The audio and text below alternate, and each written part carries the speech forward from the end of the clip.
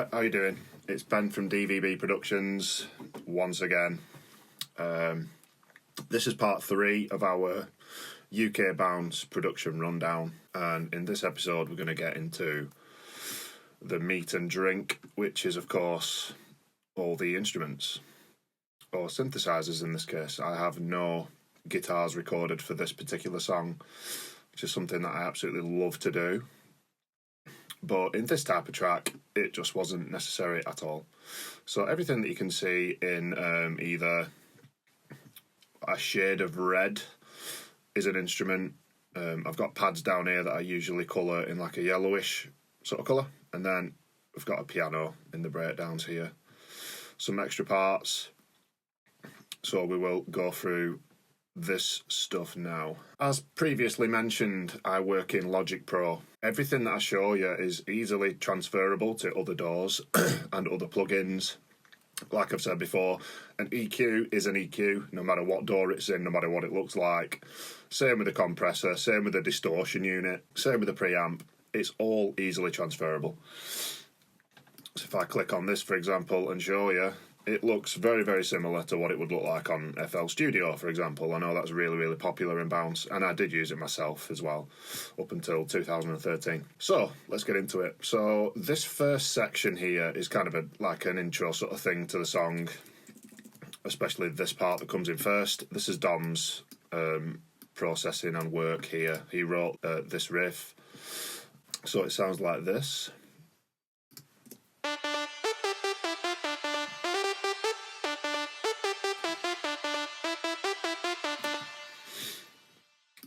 Nice little Isla sort of thing going on there. Obviously it's called Isla Synth, so no prizes for guessing where that particular sound has come from. Yeah, sampled here, and all that's happened is a couple of fades have been added. One to the start, found a nice little start point for that sound, and then the tail has been faded off as well, just to make sure it's nice and beepy. Show you the MIDI again while it's playing so you can see what that looks like.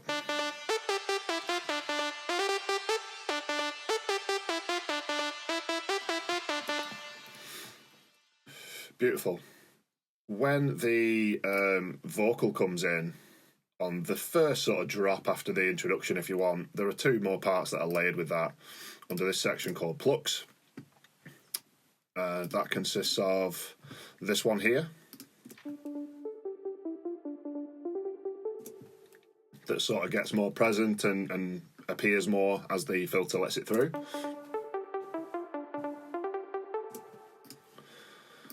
So that's just done with the Logic stock filter. This thing's brilliant. I use it on everything. Resonance 40, and then the cutoff is just automated up as the song progresses.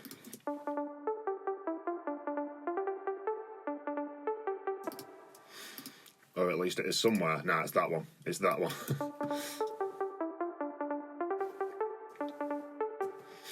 And the resonance on there is 30, so I got that wrong. Okay, this second part that is in the Plucks thing with the Isla Synth sounds like this.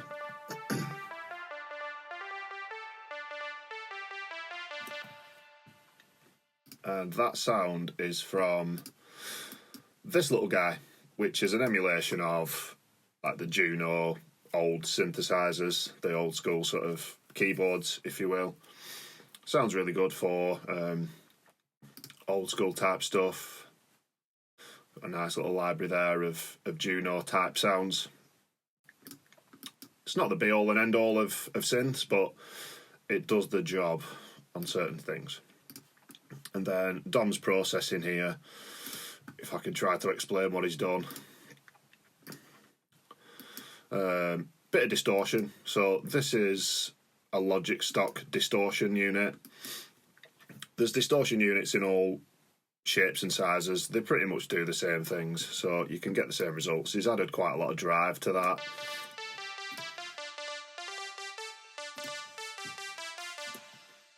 It just sort of brightens the whole thing up, I guess. Then he's got another one in here.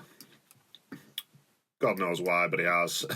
He's injected sort of 15.5 dB into that one. Let's turn it on and off, see what it does. adds an awful lot of volume and a little bit more saturation. Saturation is really key for getting things to stand out in a mix. If you're struggling to get a sound to come through, add some distortion to it and listen to it pop. An EQ here, just cutting everything out that's low, and then just a nice little shelf. 8.5 dB has been raised there on that shelf that starts at 2.3K. Then after that there is a stereo delay, which is just tickling the mix, I guess.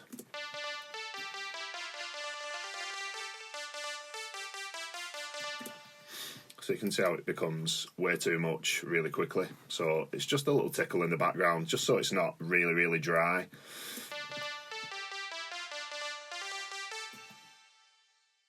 Yeah, you can just hear that those little echoey bits right after the notes play. Just fills in the gaps. Delay is a great tool for doing that. So altogether these parts sound like this.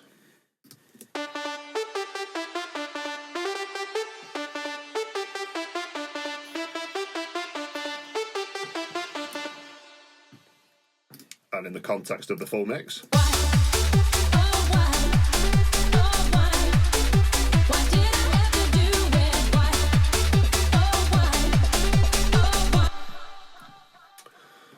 So these aren't like really, really main parts of this song. It's just an introduction, and it's just sat nicely underneath the vocal. It's not too present, it's not right in your face, it's just cutting through nicely in the background there.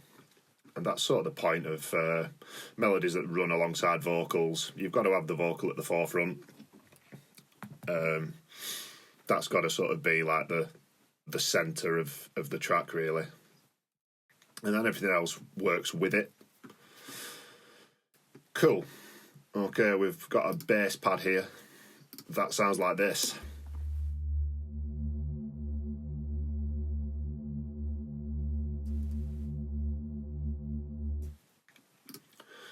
So this actually comes in a little bit earlier than it's needed, and it just sort of it introduces the breakdown. It introduces this section nicely. If I play that in context and just listen out for this bass pad as it starts to play, as the bass cuts out, so the bass is here, I cut that out, the fills play, and the bass pad, if we can see the automation there, it comes up nicely, and then smack on that bar, it's in, it's a bit more present. So this sounds like this.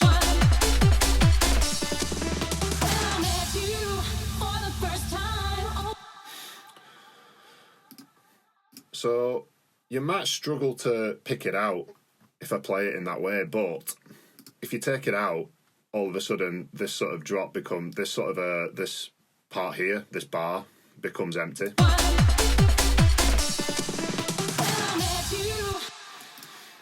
So it's just a little production trick to have the pad come in earlier than it's needed. It's a nice little introduction to the breakdown.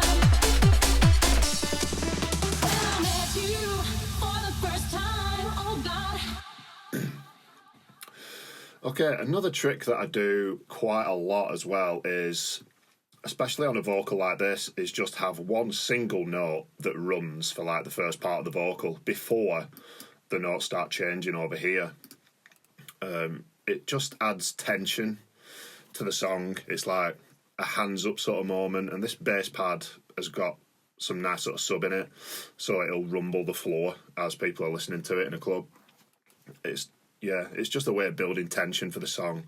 And then when the notes change over here, it's another sort of like, oh wow, it's changed, it's evolving sort of thing. I met you for the first time, oh God, I didn't dare feel the pain, but it got me stronger, really stronger, so I can have you by my side. I know that you know about the way I feel. So it's all in the idea of keeping your song moving forward and not getting boring, having different things pop in, pop out, having like that first sort of pad that's just on its own on the same note, and then the melody starts to change after a while for the second section. So the processing on this thing, in fact, I'll show you the synthesizer that is from. So this is the Ana 2 synth. It's kind of a go-to for us. It's an all-rounder. It does sort of everything. It's got some nice little plucks in there, some nice pads, and some really nice leads that we use from time to time. Would I recommend you get this synthesizer if you already have Serum? No, because it kind of is Serum. It's been reskinned and sort of built on by Sonic Academy. It's worth mentioning at this point as well that every synth I have, every plugin that I have on this machine, I own or I subscribe to. I don't have any cracked software. And I think the benefit of that is I don't easily skip over stuff. Like a long time ago, I did just used to crack everything, and I found that it wasn't beneficial because I was just like loading something up, some cracked software, listening to it once, and then thinking and then getting rid of it. When you buy everything, you're sort of forced to get to know it and use it more.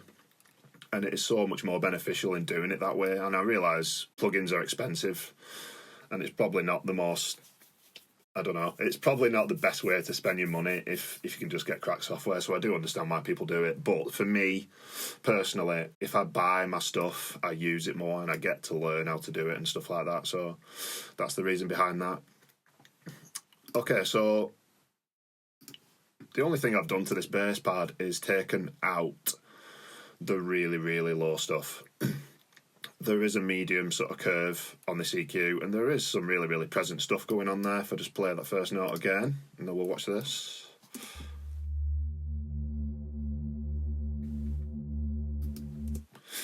So there's plenty of sub in there, so it is going to rumble and sound really nice with that vocal on its own. But the idea behind it, if I leave that just fully up, if I just leave like this EQ flat, I'm in danger of like sort of fighting with my bass on the drops. I want my drops to be the fattest thing in the song, and I want nothing else to compete with that. It's a losing battle for everything else. If you have your bass pads and stuff in your breakdown just as powerful as your drop, the dynamics are wrong. It's going to be it needs to be almost a surprise when something kicks in, and then the full like sort of weight of the song is there. So that's the reason behind cutting things a little bit back, having sort of stripped down versions of stuff in a breakdown, so that it still sounds good and it still sounds fat, but it's nowhere near as powerful as the bass in the drop. And that's the whole point. It's always the idea of dynamics. I want my songs to be as dynamic as possible. So that's the reason behind that. Okay, there's two more pads that come in as the notes change, as I've told you. I know that you know, I know the way I feel. So this first pad sounds like this, and I will show you the MIDI.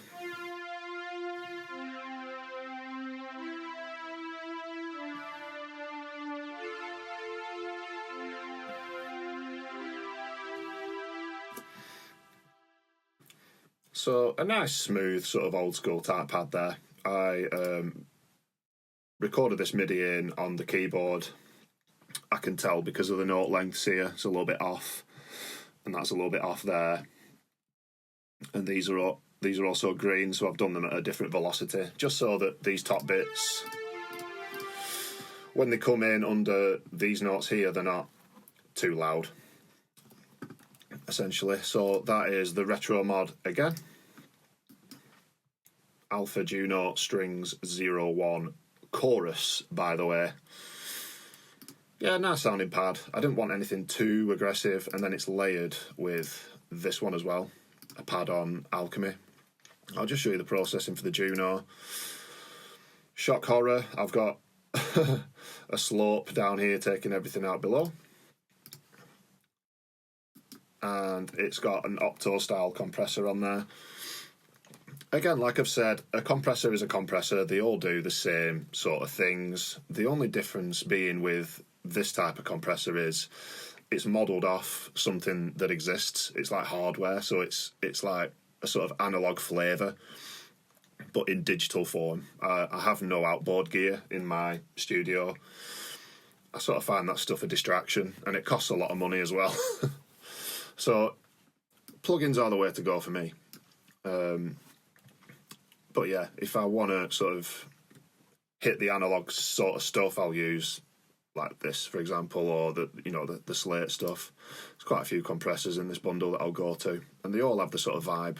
So I just felt that this Opto was right for this mix.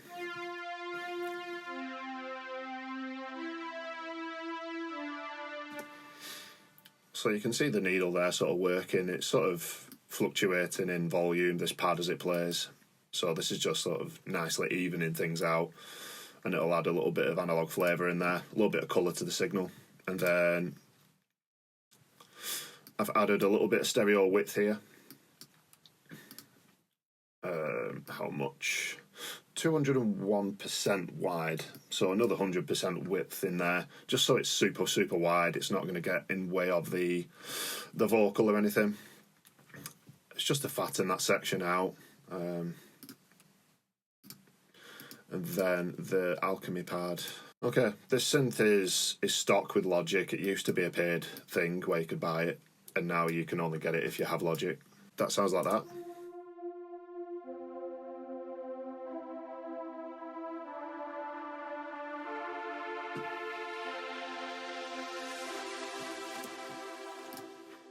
So that's more of a hands-up type pad, more of a trance sort of style.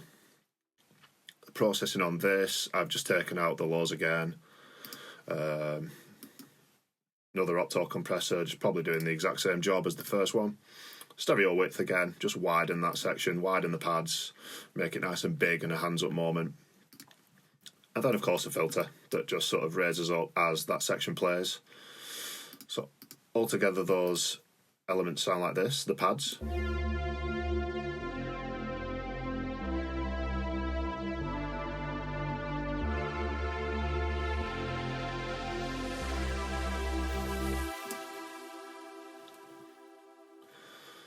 Lovely. Piano. So, the way I process pianos, I basically learned from Sigala. If you haven't seen it, there's a masterclass with him on YouTube where he breaks down his track Came Here for Love. He just breaks down everything that he sort of does. He works in Pro Tools, but again, it's all translatable, so everything that I do with my pianos I learned from him, essentially. So let's have a listen to this thing.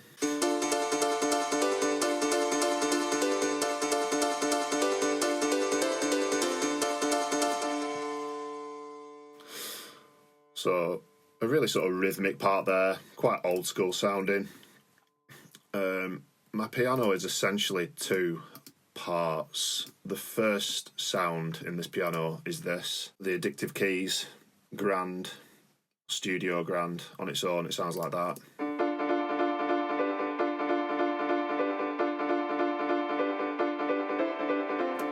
So it's quite a mellow sound. It adds a lot of sort of mid-range into the piano sound. And there's absolutely no processing on that because all the processing is done in this bus. So these two channels here are the two different sounds of the piano, and they're both getting affected by this one bus. And that's something I'll do quite a lot when I'm layering things. Same with the vocal. There's the main bus, and then all these vocal parts get affected by this bus. It's just a way of controlling things and making sure that there's, everything's being affected as one. Okay, so yeah, the second layer and probably the more important element is the M1, and that is just the M1 house piano. Sounds like this on its own.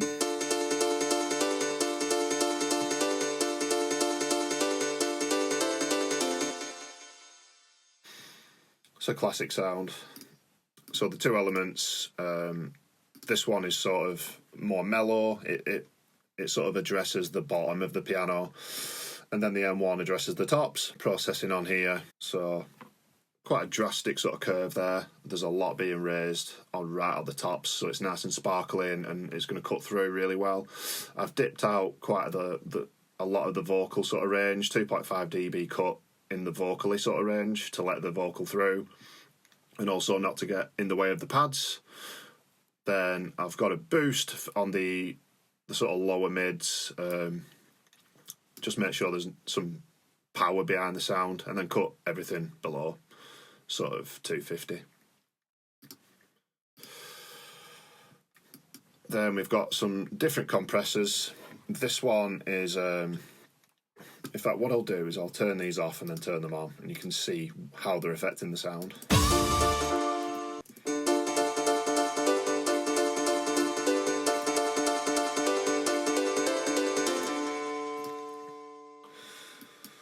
Okay, so this one isn't really a compressor. It's actually hard to describe what this thing is. It just adds a lot of punch to the sound. But unless you've got Slate, there's no point in telling you what this thing does. It just adds more sort of punchiness to the sound.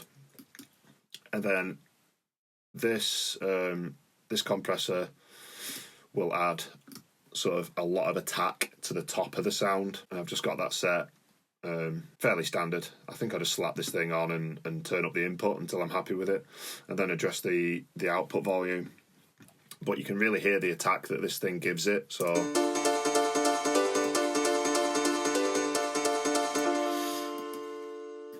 it just brings out the sort of flavour of that piano. Then there is a filter on there that I use later on in the song, and the last thing is an echo. Well, it's a delay. It's an 1/8 delay, wet at 35%. Without it, sounds like that. And with it, it just sort of fills the gaps again, makes it look like skippy sort of sounding.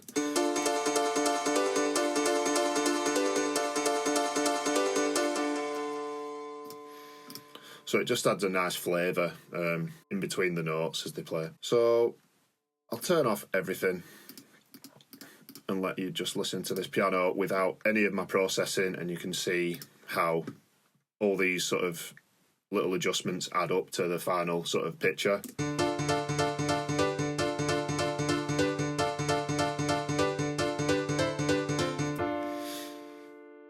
I mean, that does sound good, but it sounds like it belongs in a jazz record. Definitely not a bounce one. So then all the processing back on, we have this.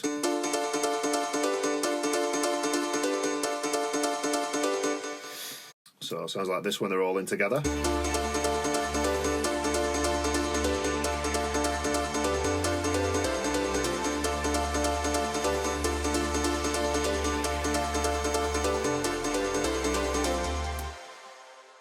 Okay, moving on. This is something that Dom did as well. It's a sample, and the MIDI looks like this. And this is what it sounds like.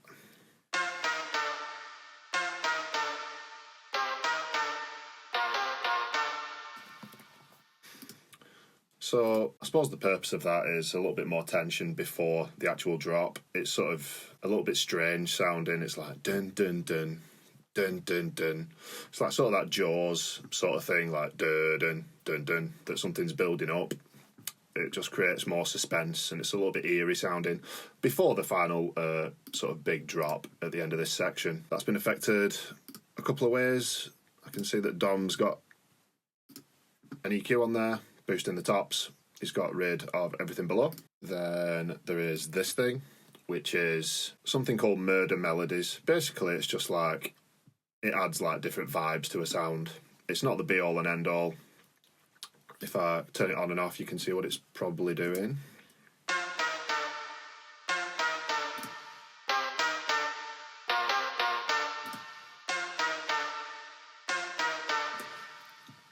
So it's adding some spatial sort of elements to the sound with this control, I think.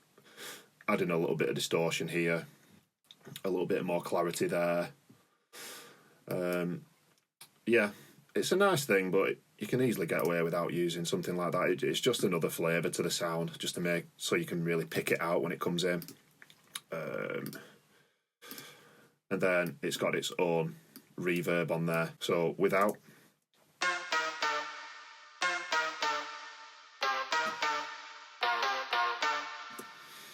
And then with.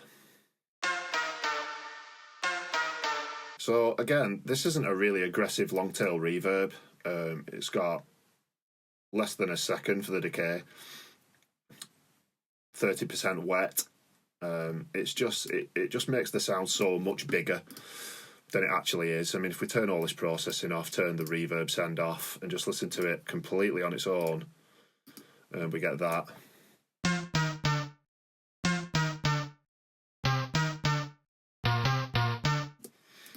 And then processing back on. So processing is super important. You can mold sounds that you don't think will work into usable things with these types of tools. Awesome. The bass pad rises up in that section. Yep, so it goes down. So I'll just explain the automation here. So in that first section that we talked about with the vocal, it's at 33%, then rises up to another gear when the other pads come in. Then when the piano hits all the way to the end of where the pads are, it rises up slowly again to 100%. And then another trick, it's, again, I keep talking about dynamics, but they're super important to keep your songs interesting. The pad then filter dips straight back out to 27% all the way in this section just to add more tension.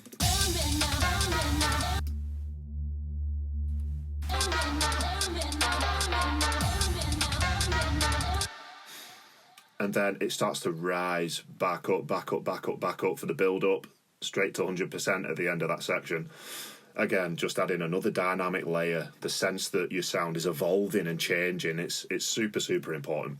Okay, moving on. So the G-synth thing that Dom did, I layered it with these two just to make it super stand out in that part, because if I play this drop and take these two layers out, it becomes a lot weaker in context of what's going on.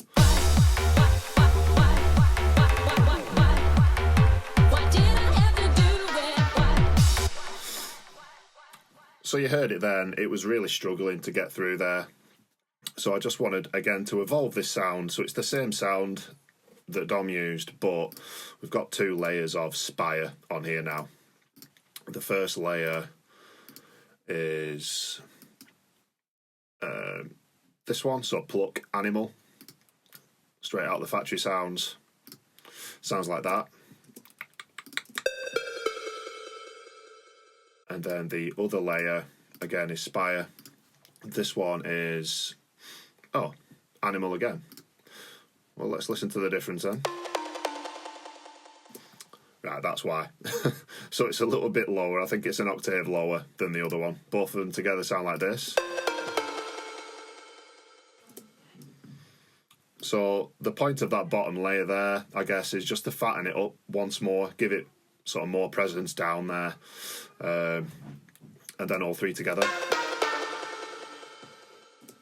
So it's the same notes, it's the same G-synth thing, but it's a lot more present now. It's evolved again. Again, dynamics in the context of the full mix.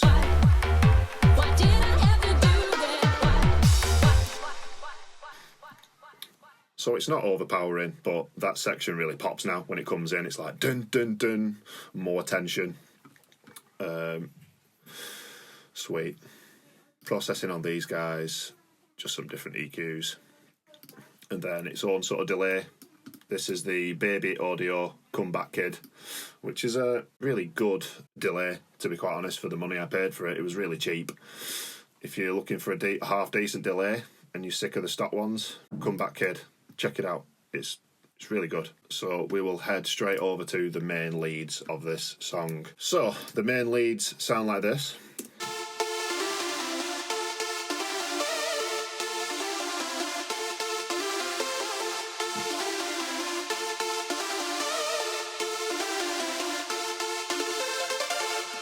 For anyone who's super interested in the MIDI side of things, that's what the notes look like.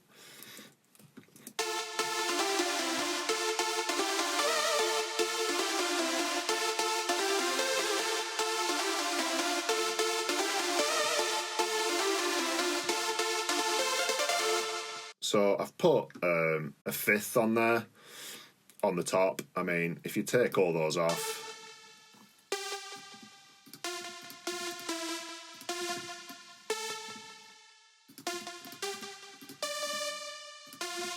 you have what it originally would have sounded like when I wrote this riff. In fact, there's another layer going on there. Just let me turn that off. Okay, so the riff would have sounded like this without the fifths on top. And then adding the fifths on top, it makes that sound a lot bigger. It adds flavour to it. It's become a chord rather than just single notes.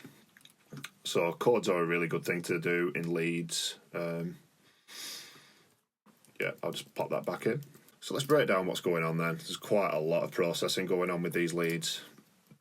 So the first sound of this is Spire once again. I bought Spire about 1.5 years ago, and ever since it's been like, wow, I'm just going to reach for Spire straight away. I think I paid about 150 quid for it. I think it was on offer on Plug-in Boutique, and I've been wanting it for a while. I was just watching the prices to see if it went down, and then it finally did, so I pulled the trigger on it. So that will have just been, it's called Let's Rock. Oh, no, it's not. It's called Big Sound 01. I think, if anything, the way I've affected this is I've probably taken the reverb off, because I hate this plate reverb that it comes with. I just don't like it. And then added my own reverb in this bus here. So yeah, that's going out to the reverb bus. So the only thing I've got on this one channel on its own before it goes to the main bus processing is just an EQ. Just dip out the super top stuff, and then again cut everything below. I think the reason with synths that I cut the top is the percussion is in that area. The sort of hi-hats and the nice sparkly bits of the percussion is already in that top area. And by taking away that sort of area in a synth, it sort of makes the synth pop a little bit more because it's not having to fight with the other sounds. Then the second layer in this synth is this one.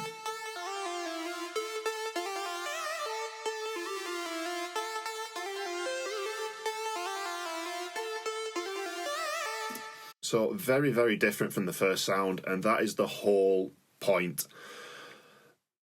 People layer sounds and they'll use like a super saw and then a super saw and then a super saw and then expect it to get bigger and better every time they add this stuff, and it doesn't work because the same sort of thing with the percussion when I talked about picking loops that will go with each other and sort of, you know, add to the bigger picture rather than just sound exactly the same. It's the exact same principle here. That sound is absolutely completely different from this super saw type vibe, and it adds so much detail to the sound that it was missing before.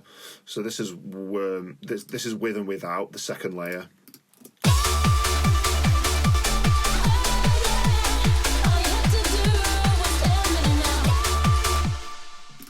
And then with that second layer engaged.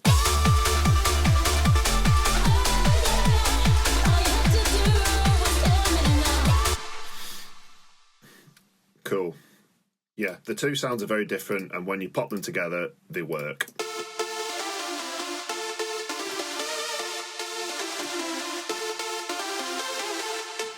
And again, you probably wouldn't be able to pick out that it was two different layers, but that's the point. You want your layers to do different things, you want them to sound different, but when you put them together, you get something bigger than you had originally. That's the whole point. So layering is really key. Like I've said, I think I said it in a previous episode, that sometimes I'll have 5 or 6 or 7 layers going sometimes with my synths. And I just felt for the context of this track that it just didn't need it. The 2 layers were good enough. So the processing on this main lead, first of all, we start with an EQ. Oh, go away. Where's the EQ? Here it is. So I'm addressing some problem areas here. Again, I've said it a million times, I've cut everything out of the bottom. I don't want anything to touch my kick and bass. And I'm addressing problems. There's problems with the tops and problems with the mid-range. And it's not problems with this sound. It's problems in the way of, this is a high energy track. There's a lot going on. That vocal needs to stay afloat. the vocal really needs to keep its head above water, and if I don't make these cuts, things get a little bit muddy. Once again, I've used this just for a little bit more impact. It sort of makes the notes cut through, like bum bum bum, makes them sort of boomy.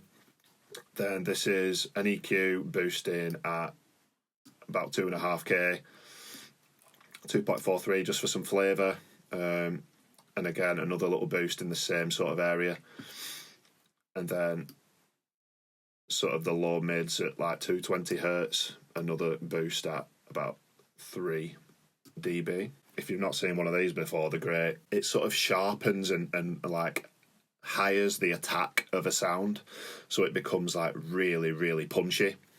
I'll just show you what that sounds like now. So without. So pay attention to the starts of those notes, the duh, duh, duh, duh, that sort of stuff.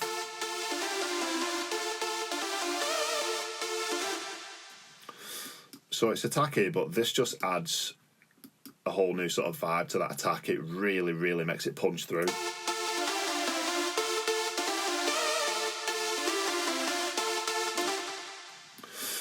And just for the purposes of showing you, I'm just going to hire this, and you can see what I mean when it's like super overdone, so you can see what this actually does to the sound.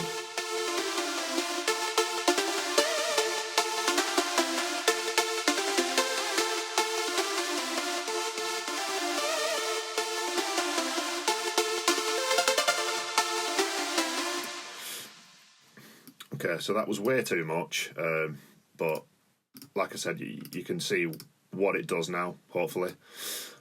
So without this processing on there, and then with, in fact, I'll just turn it off altogether here. So this is with it, and then I'll turn it off.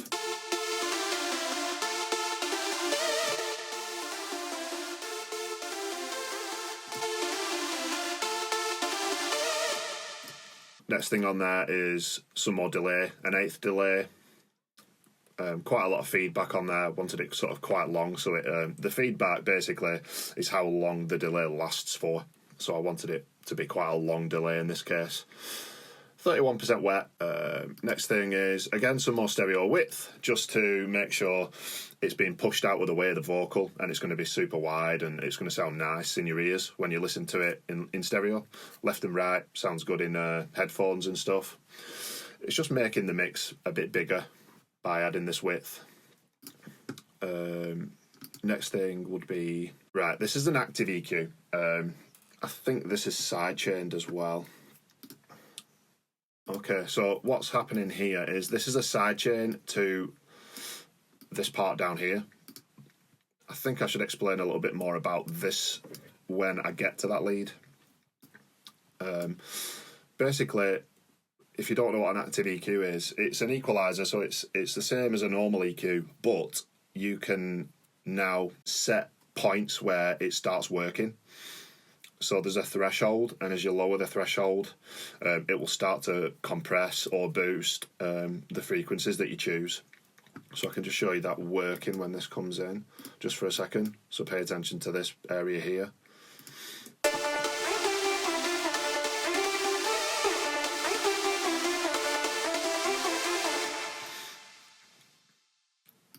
So yeah, it's like sort of side chaining, but with an EQ basically. And this thing is a really, really good plugin. It's super useful. It's the DSP AE 400 active EQ. I don't think I paid a lot for it either. I think it was within like 30 quid from DSP. A killer plugin though, super useful. Okay, so that is the leads. There is a filter just for filtering out the sections. Maybe it's here. Yeah, it's here. Just at the ends of each bar, just so it's sort of like, it's got all that energy, and as the next section comes in, it just dips down in energy. It just sort of rounds off that part nicely. Okay, I will explain a little bit more about automation in another episode, but one more thing to show you, and that is the pitch bend on these notes here. So this was done by hand. If you have a MIDI keyboard and it has a pitch bend on it, then what you can do is just put your riffs in, and then every now and then I will toggle this pitch bend control and record it in. And I found this nice one here that I did, so I just copied that into each bar. So there's a little one there as well. So, I mean, you've already heard it, but I can just show you with the automation so you get what's happening.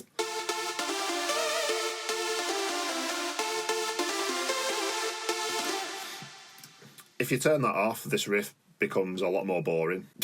Just take my word for it that it becomes a lot more boring without this little pitch bend, okay? Something I do a lot just to add something different, you know, just keep it exciting. So I'm a big fan of melodies, and a trick I will do is use a particular riff at the start of a song. For example, this one that we went through at the start.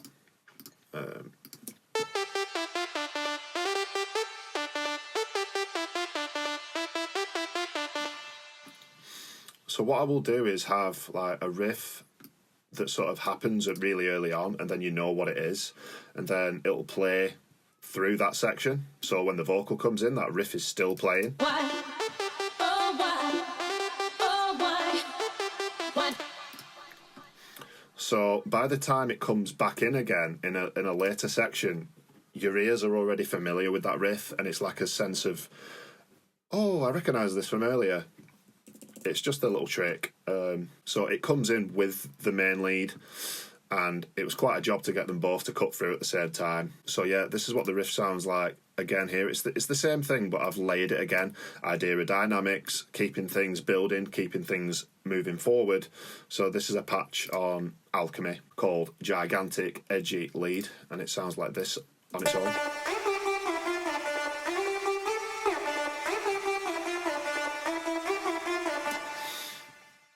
So it's the same riff, but it's coming back in, and it's fresh now because it's a new sound. It's been quite heavily seen to. If I turn everything off and just show you what it sounded like before.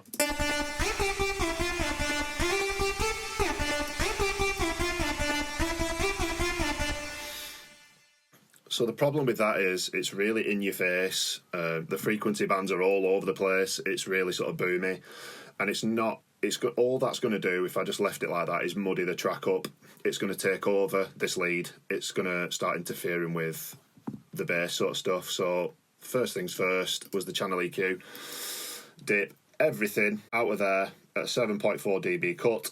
Get rid of the tops. Get rid of the sort of higher mids, because that is already being taken up by the leads here. And by removing that frequency, I can just be really sort of picky about where I want it to be. So it sits nicely in the mix, just being a low mid sort of thing.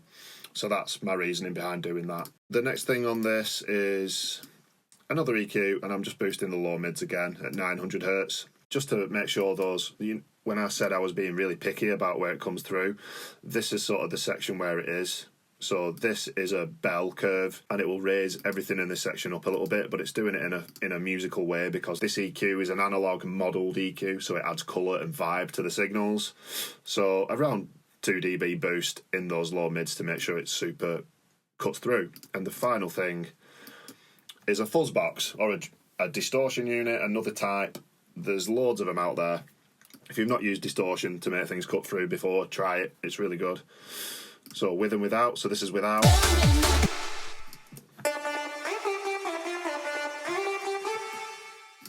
And then with.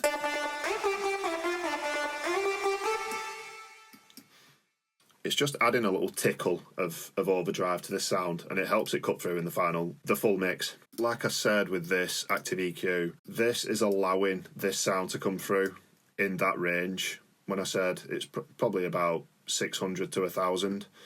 The range that I set this gigantic edgy lead to come through. So again, just to reiterate the point, out of the main leads, I just cut that. So every time that the gigantic edgy lead plays, this will dip to make sure there is room for it, and then it will come back up, and then it will dip and come back up. I suppose you could just do it with a normal EQ and then just pull it down to make room. But the benefit of the active EQ is that it comes back up when it's not needed, so you're not actually missing anything from that sound. It's more like I've said, a sidechain sort of effect. Yep, so in the context of the full mix, we get this sort of thing.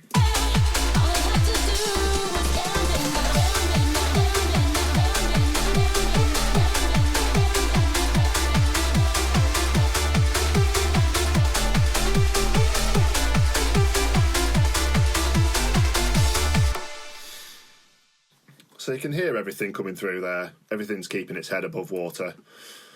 And that's the whole point of mixing. If you're new to this stuff, you might be tempted to make everything sound as good as it possibly can. You want everything at full blast, and it's just not possible. Things are going to start fighting, frequencies bleed into each other, and you get a lot of mud. Not everything can sound amazing, unfortunately. Okay, I think that is everything to do with our instruments. Awesome. So in the next episode, I'll take you through my vocal process chain, which we have down here. The reasons behind some of the choices, Dom's processing down here and stuff, and we'll go through effects, and also we'll look at automation to round this off. Okay, thanks for watching.